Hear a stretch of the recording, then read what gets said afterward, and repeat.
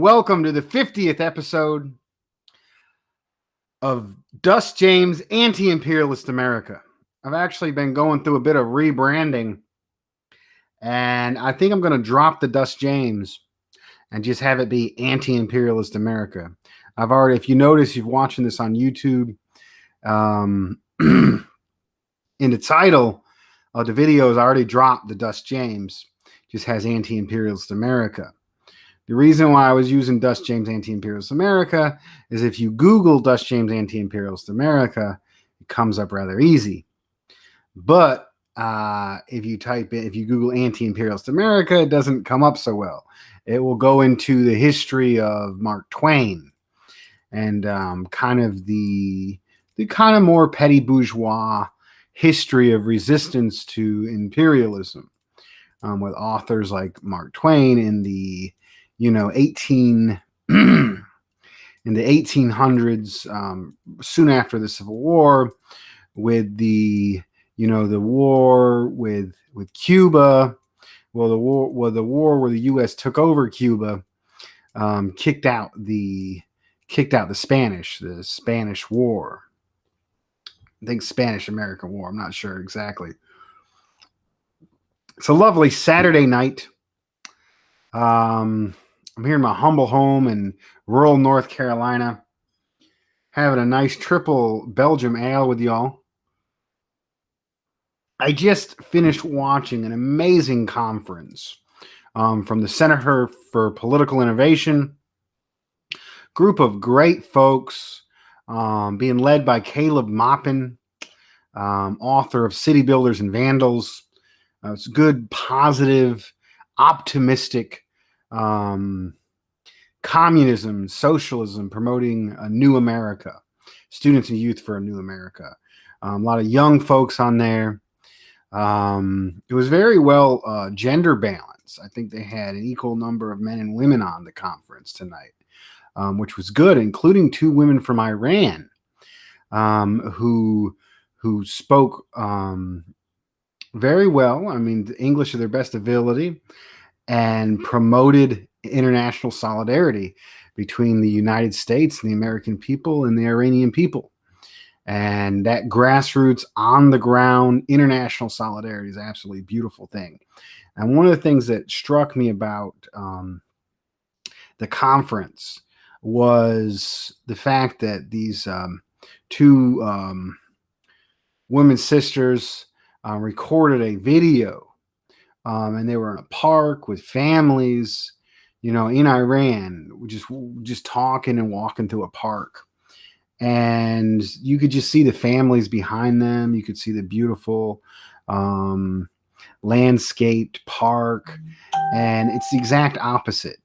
What you see on the U.S. media. Every time you hear Iran, they're terrorists, and you should be afraid of them. Just people with families, just like us, trying to get by. And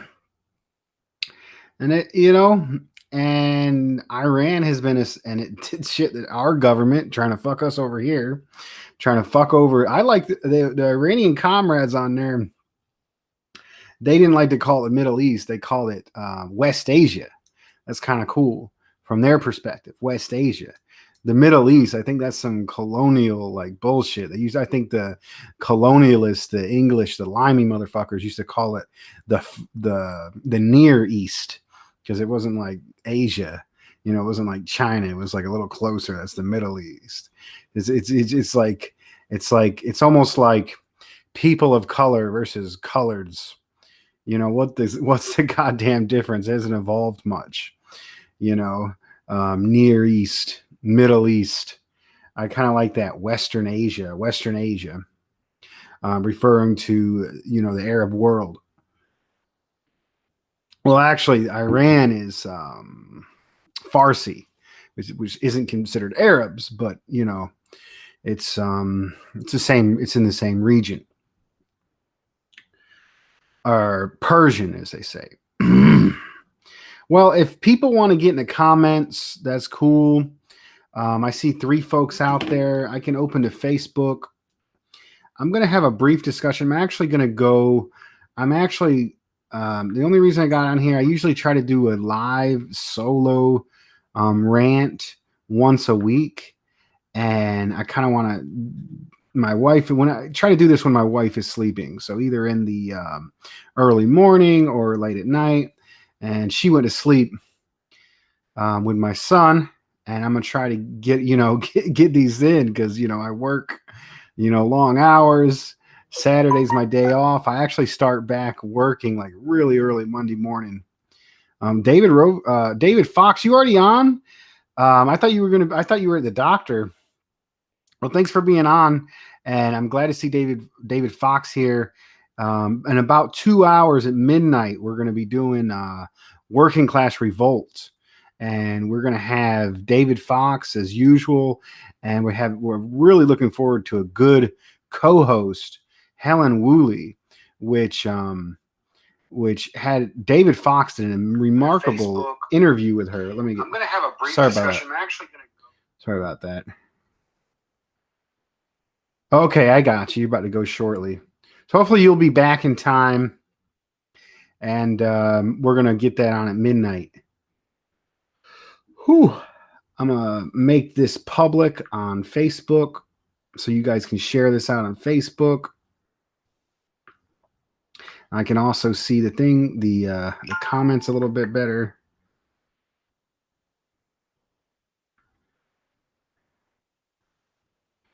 All right. I have a very short show, mostly cultural stuff that I've been going through, been looking at. All right. So I guess I'll just get into it.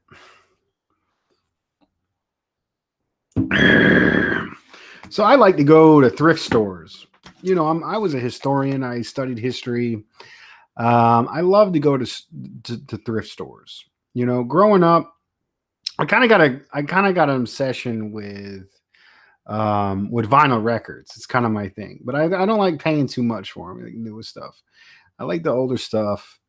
My musical tastes have changed over the years. When I was in high school or middle school, I liked, rock mostly. And then I kind of got into that new age or whatever, that mix between rock and rap, kind of like Limp Bizkit and fucking Kid Rock and Rage Against the Machine. There was kind of like this midpoint in the 90s and 2000s of this, like, I kind of got into that, and then later in adult life, I really got into jazz and classical and opera. Rock just doesn't do it. It doesn't is substantive. And I really get into hip hop until college, and then I found revolutionary hip hop because I was in the revolutionary politics, and I really love Rebel Diaz and Immortal Technique.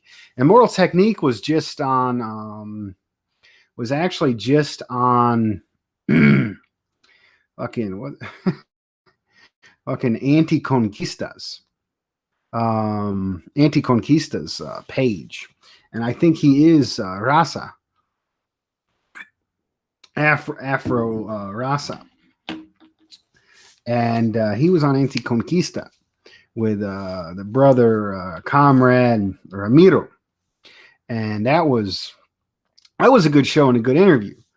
But I was going to get back to my topic, so I really like to go to thrift stores, and I like vinyl records. And part of the reason why, when I was growing up, man, I think we had like one person. During my childhood, only one person was making money. And back before the internet, or at least poor people had access to the internet, to say the least, like the internet was like happened in the 90s. But even the 90s up to the early 2000s, working people had really slow connection or didn't have internet connection. So the only way to get music was to buy it on a CD. And a CD was like $14 for like you wanted one song, and you had to buy the album, and the album's like $14, 14, 16, $18, depending on the music. So the only time I could really listen to music was, I'd have a little cheap boombox, and I'd record off the radio onto cassette tape. and people, this is so foreign to like technology to change the world so quickly. And that's the only way you could get it. But if they didn't play it on the radio, forget about underground music or like vulgar music. Like that shit had to be bought CD or record.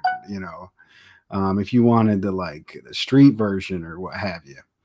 And so I think that's part of my obsession with physical media, is because I couldn't afford it as a kid. And it's also, I like culture and I like politics and I kind of intermingle them. That's a lot of what I do on this show. You go back on the show, I did Banda Marxist analysis. I did country Marxist analysis. I want to talk a little bit about the Detroit hip hop scene.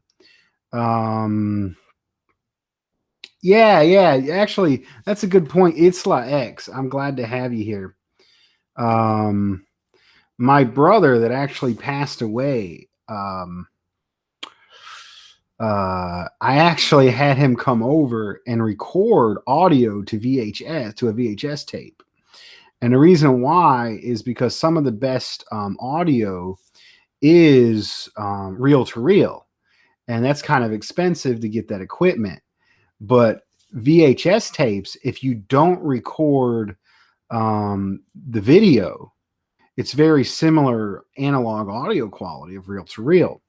So I have my brother who sung a song on a VHS tape, which I have. We hooked up the equipment, we hooked up the VCR, recorded the VHS. That's a good memory and token I have of his. And I hook, I hooked that to I hooked the VCR to my vintage speakers, blast my brother's sound, my late brother's song, and it's a good time.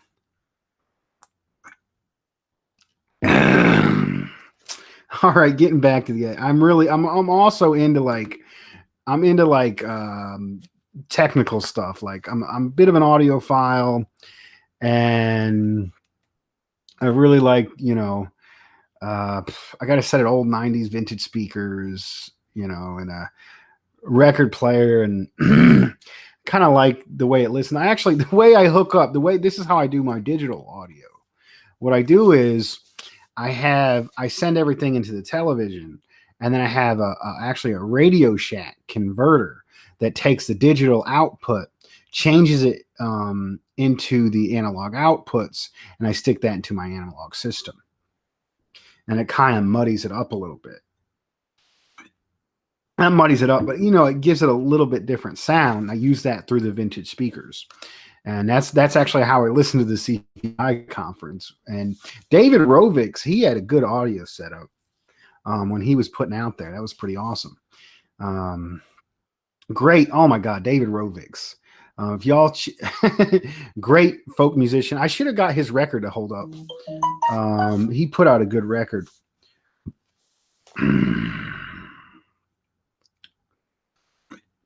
Man, I got to do this thing at 11. I already got a planned show. I love the questions. Yeah, Bamboo's awesome. Chairman Mao, I love that song. I'm not gonna hum it or whatever, but that's a great one. Bamboo's Chairman Mao is a good one. And you asked me my favorite type of music. My favorite music genre is country.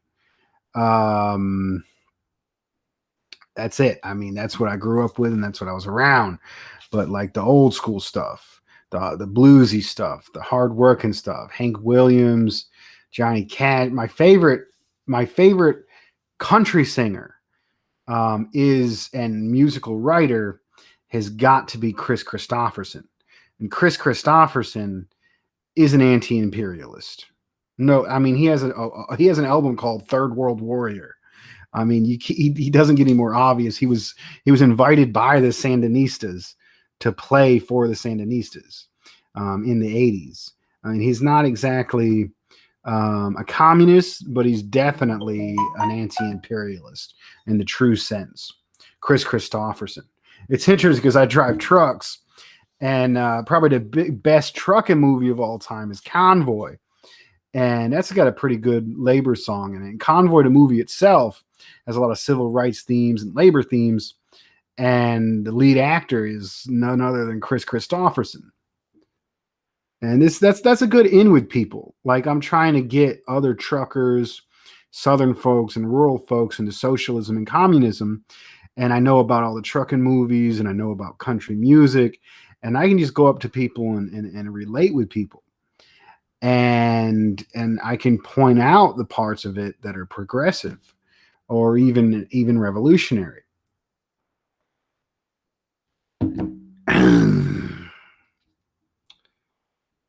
Oh, Oswald. Looks like we Oswishels is a folk musician. That's awesome. Um, that's awesome. I also really love. I mean, I love everything. I have quite a bit. Probably my folk music selection of records is bigger than my rock section, to be honest with you. And some of my favorite, Paul Robeson is the king of folk music. There's no other than Paul Robeson, the best. And then Woody Guthrie. Actually, I'll bring it up. Ignacio de la Soul brought up some of a little bit of the Western chauvinist side of Woody Guthrie, which is important. Like even something can be truly revolutionary, promote socialism, but also have some Western chauvinism included in that. And even great figures like Woody Guthrie were partially Western chauvinists. I mean, the land, my land is your land, is a bit of a protest song. It's kind of calling that out, but at the same time, the land was stolen. So you can see how that can be an offensive to an indigenous person or Chicano person or a Rasa person. But I mean, that's how the world is. It's not black and white. It's not all or nothing. Just because something's horrible about you doesn't mean there's something great about you. Just how it is. All right. I'm gonna continue. I'm gonna get into my topic for today. All right. So I love going to thrift stores looking for records.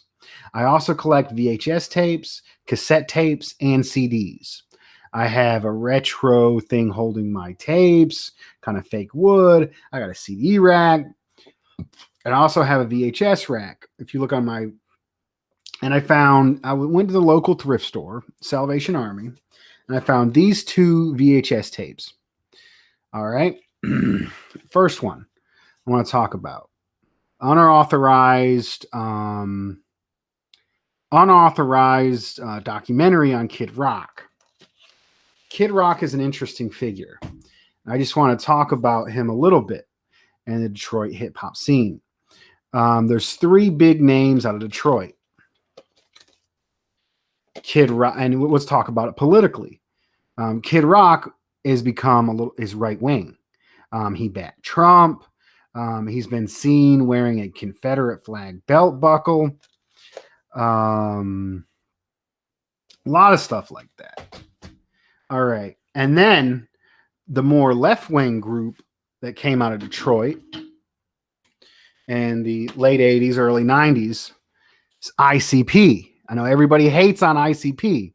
A lot of their lyrics are quite sexist and backwards, to be honest with you. But if you look at some of the message behind some of the music and some of the outrage, you'd be surprised at how progressive a lot of it is. I just wanted to read you. This was basically their debut album. I think ICP had a few albums before this. But they this was the first album that really, got them popular and made them big. And today's show, Fuck Your Rebel Rag, is actually a song on this album.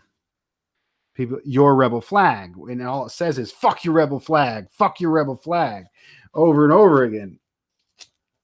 And it has some like anti-country stuff. Like there's also fuck a redneck hoe, which is horribly sexist and like straight out calls out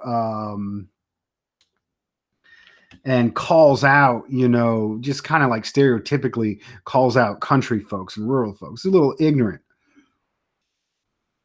I mean, but these are kids. This is hip hop. I mean, it is what it is. But I wanted to read you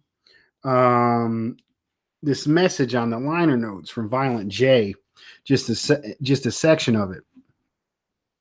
Instead of the US spending billions on wars and wasting trillions on shit like rockets, stealth bombers that don't even fly, and fucking Star Wars shit that don't even fucking work, they should be spending the loot on our own needs right here in America. Instead of sending our troops to fucking Guatemala or some shit, bring them to our neighborhoods in need. Tear down all these abandoned buildings and build new schools. Instead of these old ass shit holes they expect us to learn in, build clinics and shelter, fix the roads, build build build shopping malls in the inner cities to create jobs, give us something to live for. This world cruel, quote, ghetto insanity, unquote, and free our minds. The government won't help though, because it's mostly poor minorities that can't afford to pay their taxes. So they let us rot and rot. If the rich taxpayers were killing each other, the government would put an end to that shit real quick. But it's not just us, so we rot and rot. This Violent J of the Insane Clown Posse. And shit, that's socialist and anti-imperialist, if you ask me. And I mean, some of it's backwards and sexist and like outright horror and violence, and everybody hates on them. But where they're coming from with the violent themes was like an expression of dealing with the poverty and, you know, the violence in urban areas.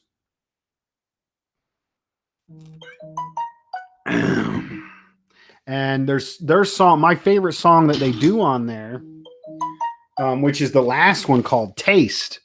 And they basically said why they sing about violence is they're going to bring the violence of the ghetto to the suburbs and kill the government's children. It's kind of like this, like, mad at the system, mad at the world, just anger, but it's from a very class conscious position. And I like how they in that one quote, he talks against the wars.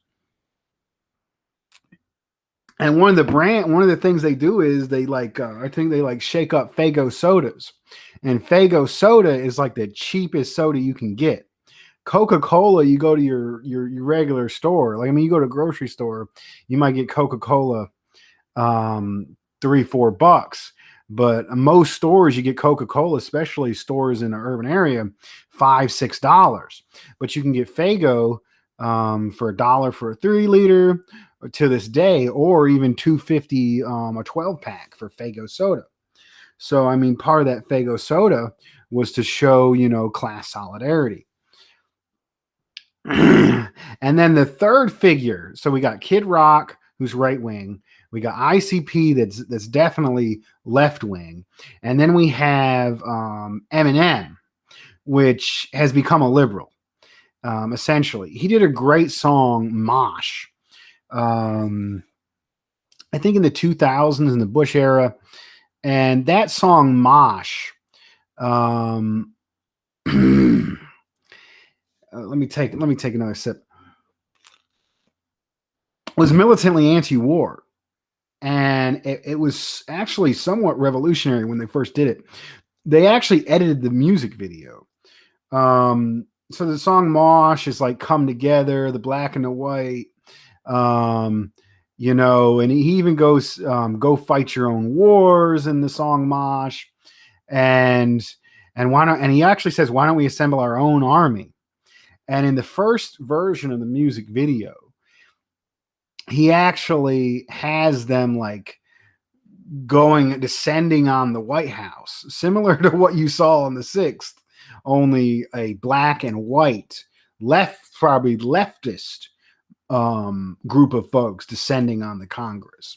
And it shows Eminem, you know, speaking from the House of Parliament or the House of Representatives or what have you.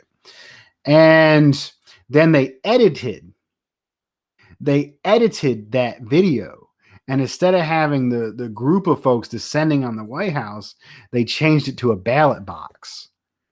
He like stepped it back a notch.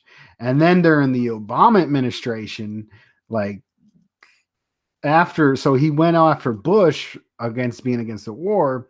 And then during the Obama administration, he was completely quiet about politics.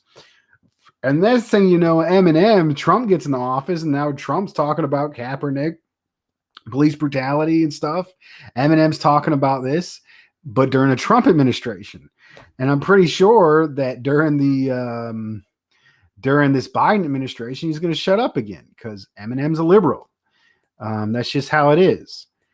So those are the three wings of it.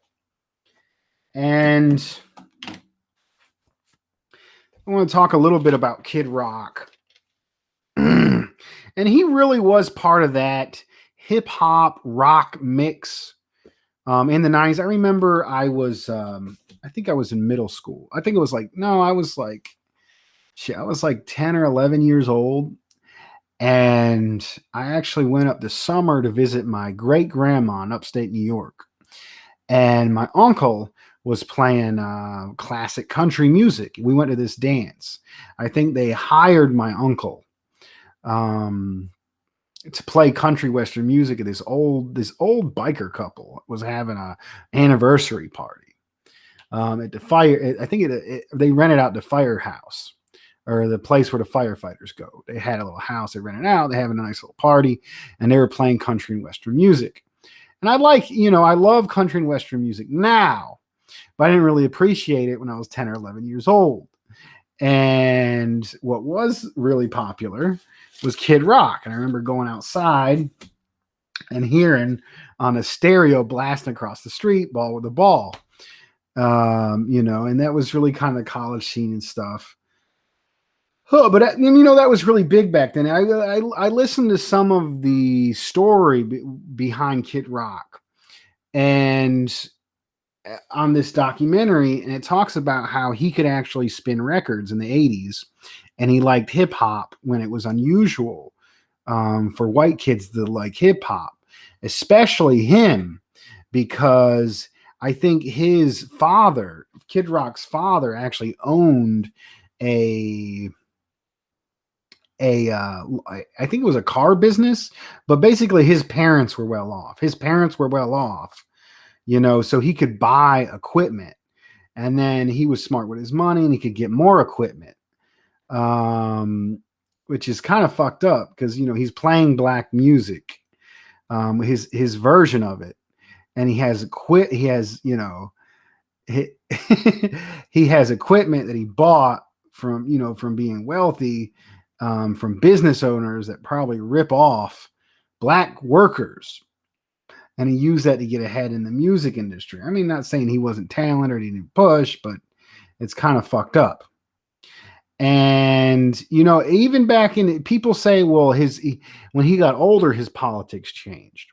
But even in this video in the 90s, he was wearing Confederate flag belt buckles, and he also would hang out and it's interesting. It's almost like a dual effect.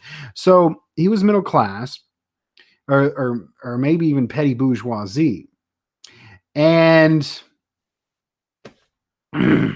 he would hang out in the trailer park and stuff, and that was kind of him. And the rebel flag is an interesting symbol. The rebel flag is the political symbol, the battle flag of a political organization that only lasted 4 years, the Confederacy. And the Confederacy's sole purpose for existing was defend the institution of slavery. Robert E. Lee, who says he was against slavery, owned slaves. He treated his slaves horribly. I mean, fuck the rebel flag, fuck the Confederacy. And the rebel flag has been used, or the Confederate battle flag has been used, I call it rebel rag, it's not even a flag, has been used by white supremacists, and it's a symbol of white supremacy. But there's a caveat to it. It's also associated with rural culture, mostly rural white culture, rural working class culture. And I think its appeal in a lot of pop culture is the white supremacy, but it's also this almost positive working class rebellion against the larger capitalist system. Like a lot of this misplaced, and that's the nature of racism. If you look at racism, it's tied in with class, and the way it's tied in with class is that you could exploit white workers if you told them they were better than black workers, and you gave them a little bit better conditions than black workers. You gave them someone to look down upon.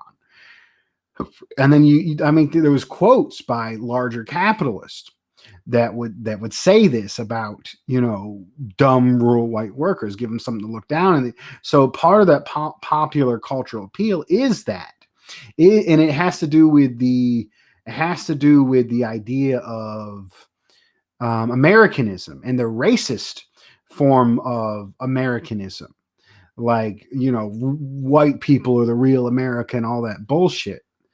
It has a lot to do with that, but it also has to do with, it's associated with Southern culture. It's associated with rural culture. It's associated with grandma's cooking. So it's more complicated than that. So when you see someone holding a Confederate flag or showing a Confederate flag, I think you got to think about all of the ways it's being used. Yes, and that's a good point. Itzla X says, didn't the Young Patriots carry the rebel flag? And yes, they did. And I did a whole presentation on that, called Hillbilly Revolutionaries. And Jimmy Dore actually talked about in one of his speech where he talked with this person that that called himself a Boogaloo Boy. I think he was the leader of it, but actually also called himself an anarchist. And he was pro-LGBT and all this stuff, and he was promoting unity. I don't want to get. I mean, if I got to talk about that debate, I think you got to look at both the good and the bad. And the bad and the good is everywhere. And politics is about building power. So you're going to build power with folks you might not agree with. And this whole leftist cancel culture bullshit is just keeping us weak and ineffective. But that to say there's some real issues. Now, the Young Patriots, the leader of the Young Patriots says, in the interview I read, go back and watch my video, Hillbilly Revolutionaries, where I talk about the leader of the Young Patriots, who says the rebel flag should not be used in any way today. But as a young man back in the 70s, when he was organizing white workers that moved from the South and the poor suburbs in Detroit, or the poor ghettos, poor white ghettos around Chicago, which is close to Detroit, which makes sense. So, I mean, the use of the rebel flag by Kid Rock, there was probably a lot of displaced Southerners who also moved to the Detroit area, just like the Young Patriots were misplaced Southerners who lived in ghettos, mostly white ghettos in Chicago. And when they were organizing white workers, they would have a rebel flag, and they actually asked the African American brothers, they actually asked the Panthers if it was okay to use it to approach white workers. And the Black Panthers that they talked with said, whatever gets people to the cause, whatever gets people thinking, whatever gets you in a door, use it to bring people to the revolution. And then what they would do with the Young Patriot would stick the rebel flag, and they stick Free Huey buttons around it, and they put Black Panther stuff.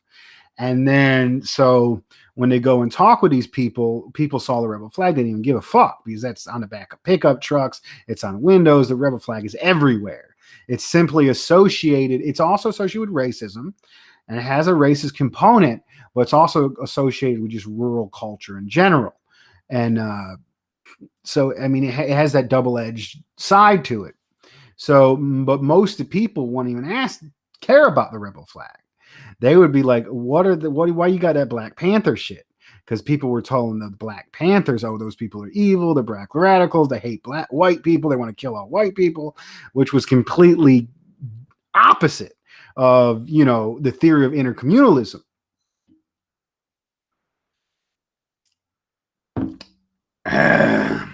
So, I mean, Kid Rock, I think he has some of that, but he also has some reactionary middle class. And there's this whole thing with, the whole Trump supporting base. I call them the small business tyrant class. The small business tyrant class is, really horrible to black workers, especially. And they support Trump and they like the rebel flag. And they're basically, I don't know, they're almost like the continuancy of the Confederacy, or at least that kind of slaveholder or cracker. The cracker is derogatory for people for white folks because they crapped a whip on folks. Straw hat boss kind of mentality. Even though these small business tyrants would be better off under a socialist system, they're not fighting for a socialist system. They want to maintain their place in what they see as a racial hierarchy and the imperialist capitalist system. And they're being nudged out by the larger monopoly capitalist. So instead of, forming a union, forming socialism, they're like, let's take over the government because they took Trump out and they're really xenophobic and homophobic and backwards, to be honest with you. And they pulled this bullshit down at the Capitol.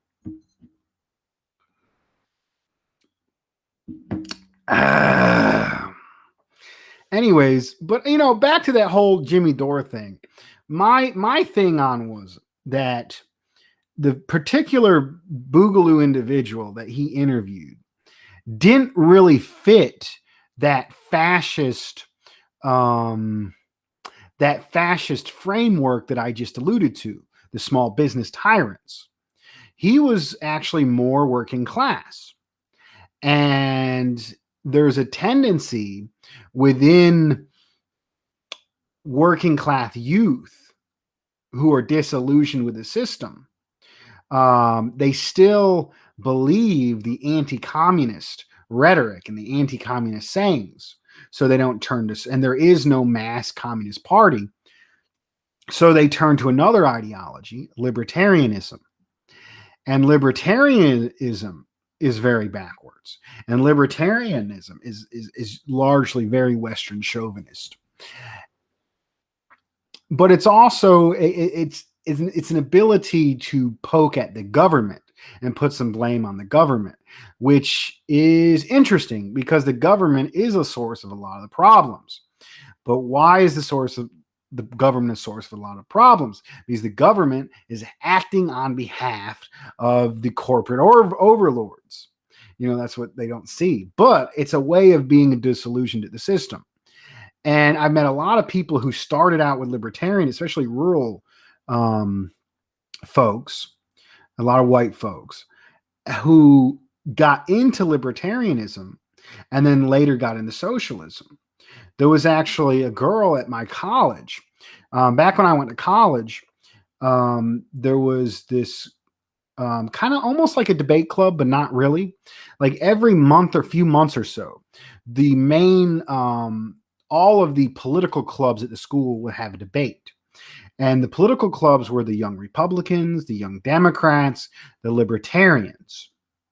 And they would all debate each other. Well, I didn't really fit in any of those. So I would come and debate from the populist left or the revolutionary left and support grassroots community organizing, unity of the working class and working class power.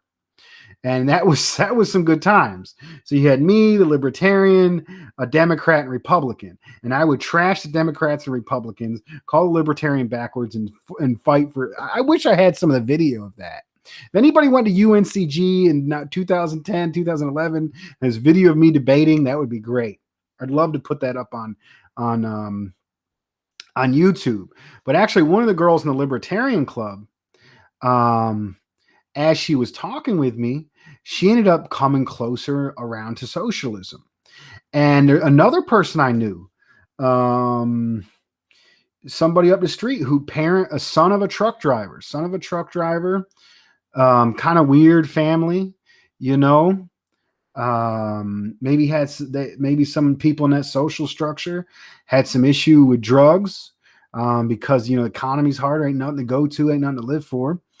But they started looking to libertarianism, and I actually got him closer to socialism. So I think there is an opening for us to work with these disillusioned working class youth that are turning to libertarianism in the absence of a strong socialist party. I think we can win them over, and it's not a hard battle. And a good thing about libertarians is that they're already anti-war, and they already claim to be anti-imperialist, which is another portion of unity.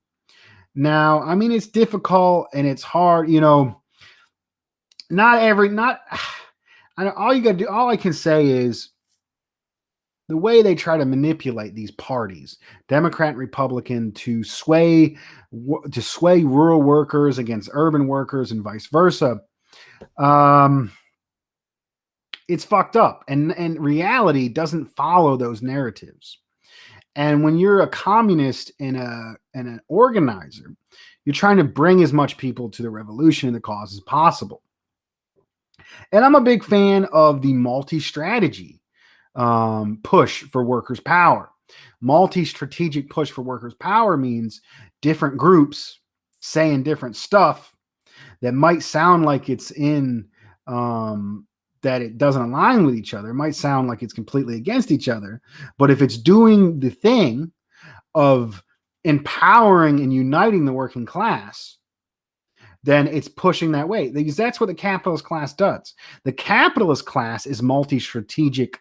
Their position is a multi-strategic push for the bourgeoisie power, for the oligarchs' power. And they own the Democrats, and they own the Republicans, and they use the sheepdogs, and they use the fascists. Those are all tools of the bourgeoisie. And we as working class and we as the revolutionaries need to have different groups that might talk differently, might seem opposed on some issues. But if they're in the community, educating the community, empowering the community, and building working class power, then that is what we need, and that is what we need to support. So I'm definitely in favor of what Jimmy Dore was doing, but I'm also in favor of what Panther organizations are doing, Chicano nationalist organizations are doing. Anybody actually educating and building power within the working class and oppressed nations is on our side. And anybody like the sheepdogs or the fascists that create violence, or these neoliberal politicians, imperialist politicians, or these neocon politicians, they're on the side of the imperialists, of the oligarchs that control the empire. I talked a little about Kid Rock. I talked about the hip hop scene. I was actually going to talk about this other video I found. This is a VHS little documentary about Hank Williams Jr. And Hank, it's actually interesting. Part of the reason why I bought this, I was actually delivering retail, and they put me with this this African-American gentleman was a little bit older than me. And he's from I'm from Sanford. And he's from even a place more rural than I'm from, called Coates, just up the road. There's actually this soul food restaurant, Ron's Barn. I used to work in high school. They got one out that way too. Barbecue, ribs, all that stuff. But this dude knew every single country song on the radio, all of it. We put QDR on, and he was singing all the country music. And he's from a rural area. This is what he likes. He loves country music. Everybody around him loves country music. I mean, just how it is. And he was singing a song of Hank Williams Jr., Family Tradition. I know it a little bit. Why do you smoke? No. Why do you drink? Why do you roll smoke? Why must you live out the song that you have wrote? Stop and think it over. My unique condition. If I get drunk and smoke all night long, it's just a family tradition. That's a good song. I mean, I like that. But the thing is, I don't really like Hank Williams Jr. I prefer Hank Williams or Hank III. And part of the reason I don't like Hank Williams Jr. is because Hank Williams Jr. is a reactionary. And Hank Williams Jr., his song, A Country Boy Will Survive, it talks good about rural working folks, but it has a lot of racist dog whistles, and it has a lot this very anti-urban, it has a very backwards, ignorant themes to it.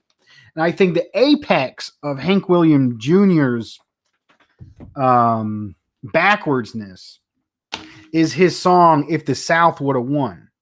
And it is some backwards, racist, reactionary song. But it also infuses positive elements of rural and Southern culture at the same time.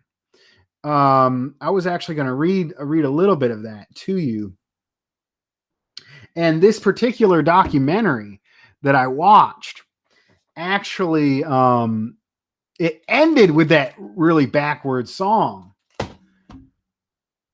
It's interesting. I bet the person who donated these to the Salvation Army owned both of these, to be honest with you. Got them for like 20 cents.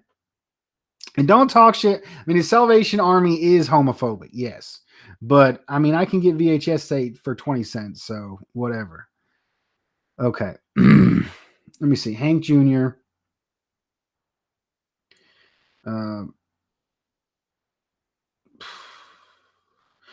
If the South Would Have Won.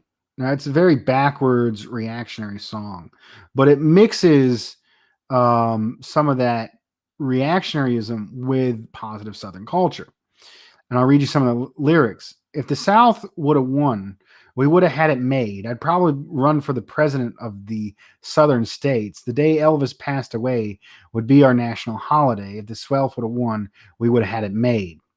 Well, first of all, if the South would have won, slavery would have continued, and it would have been fucking worse.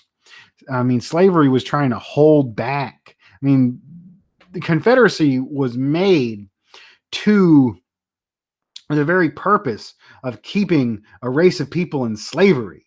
And how the hell are poor white workers going to compete with slave labor? I mean, the Confederacy was a reactionary force trying to hold back history. You know? So, I mean, that's just disgusting and backwards and racist. Okay, now, but I'll get to some other stuff that kind of gets into cultural points. Instead of writing books and smiling on TV, we'd all learn Cajun cooking in Louisiana, and I put the capital back in Alabama. We'd put Florida on the right track because we're taking Miami back and throw all them pushers in the slammer. Okay, so this is like very reactionary against the lumpen proletariat.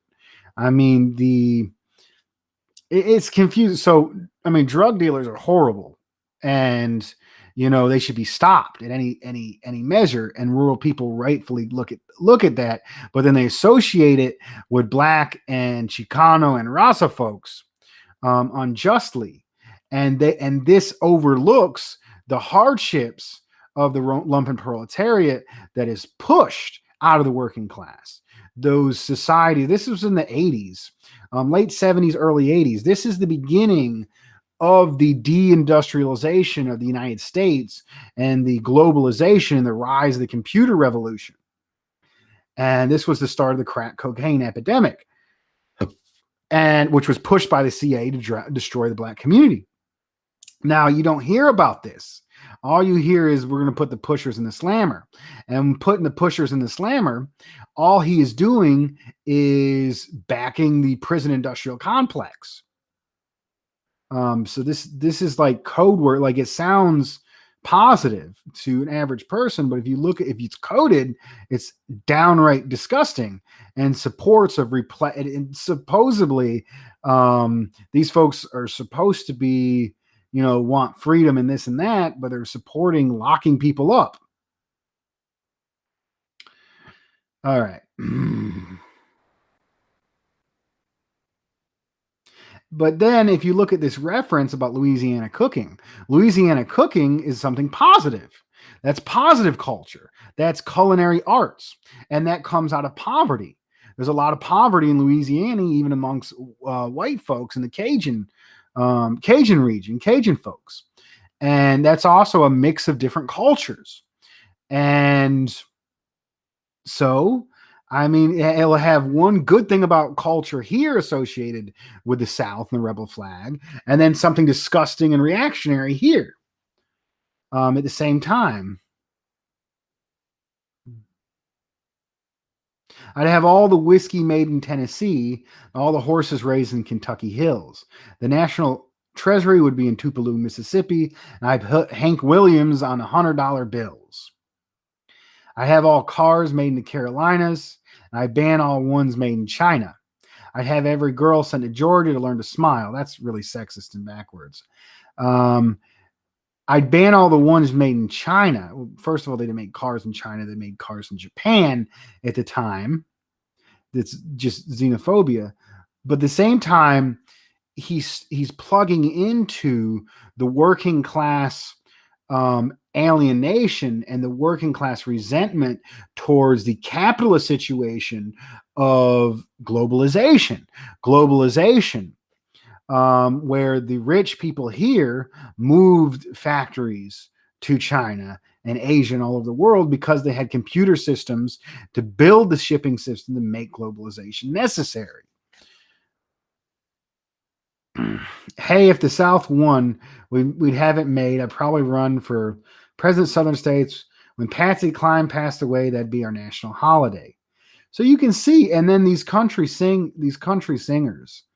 And also, I'd have all fiddles made in Virginia, sure to make them sound fine. So he's mixing all these very reactionary concepts that if you dig in a little bit, you can understand how they are. But they come over as positive. They come over as just good, simple country folks, when they're actually reactionary, enforcing the police state. At the same time, he's mixing in culture. So my question is, if we want to unite and appeal to people in rural workers, how do we separate the backwards reactionary cultural elements from the more progressive elements and appeal to the more progressive elements? And I think we can appeal to positive things: country music, Southern cooking, struggle, being working class, all these things, the struggle against globalization, the struggle against these trade deals, the struggle against these liberal politicians, the Clintons, the Bidens, NAFTA, that have fucked over the world and fucked over us too, and fucked over the black community, fucked over the Chicano community, all imperialist politicians. So how do we get this section of workers who are being persuaded into becoming reactionaries and push them to the socialist camp? And I think we really can learn and analyze culture, analyze politics, and fine-tune our rhetoric and fine-tune our talking points and build propaganda that goes to this. Now, people might say that this that isn't who we should focus on. We should focus on documented work. We should focus on African American workers. And I think that's awesome.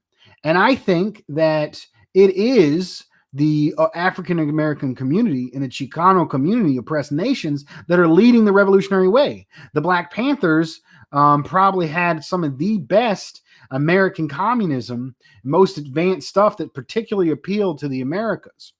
Um, uh, the United States, the land occupied by the United States. All respect to our indigenous brothers and sisters, Chicano brothers and sisters, and Raza brothers and sisters.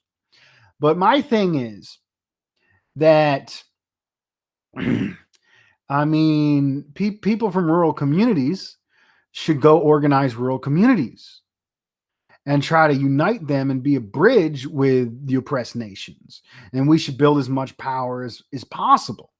And I'm all for organizing the undocumented. I mean, I was raised by undocumented immigrants. I was raised both by rural workers and by undocumented immigrants. And I support the struggle of Appalachia, and I support rural workers, and I support oppressed nations. And there's a line.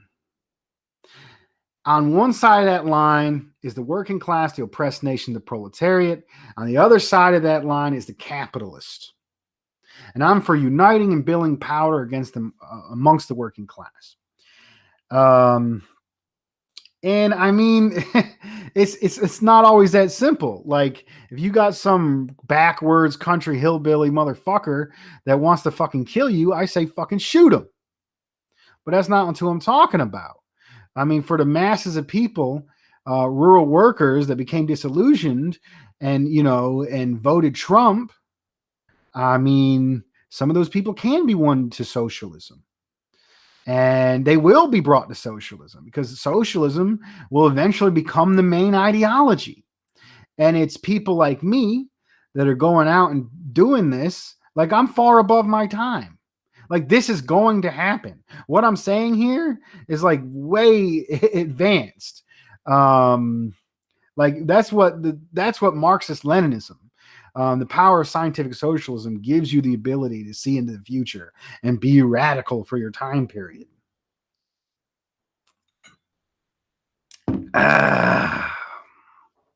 Oz Whistles, much love to you, brother. Much love to you, brother. Do all of the chats you would like. So I'd like to, if anybody has any questions, they can get in there.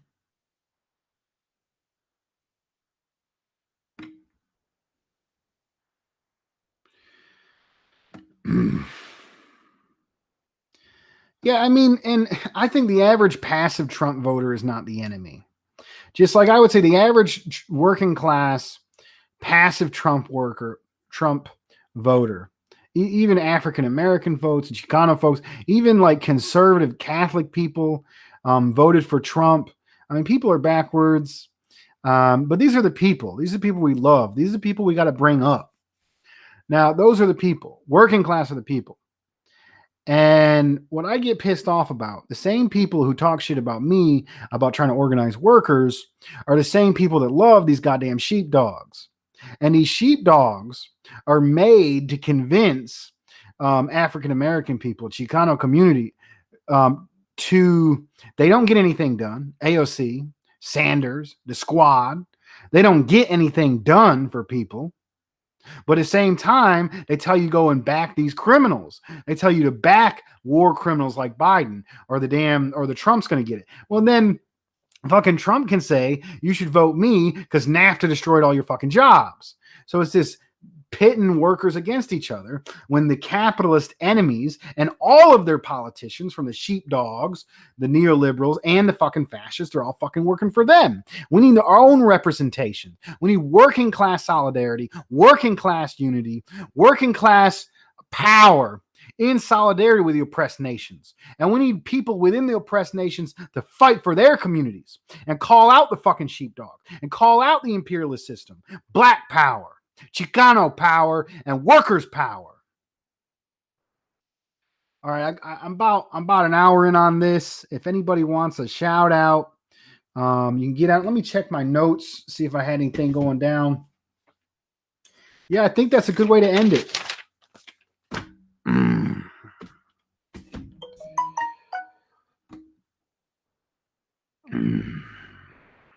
So I mean, hopefully I'll get some hate or some love for this. Share this out everywhere. I know this conversation right here is going to give me some hate. And usually when you get up on Facebook, if people hate you, they comment and other people comment, and that can help grow my show. So please share this to Facebook groups. Please tweet this out. Quote different sections of it. Build different sections. I know Quindy's been good. Quindy, if you want to make some sections of this, maybe some of the ones that would piss off some rad libs, that'd be great. I could share those out. Well, shout out to everybody. Darth Buddha, Mullane, Millennia, Man of Steel, Oz Whipples, and Malene Sheldon. Thank you for being here. Shout out to Itzla X. And as always, comrades, all power to the people.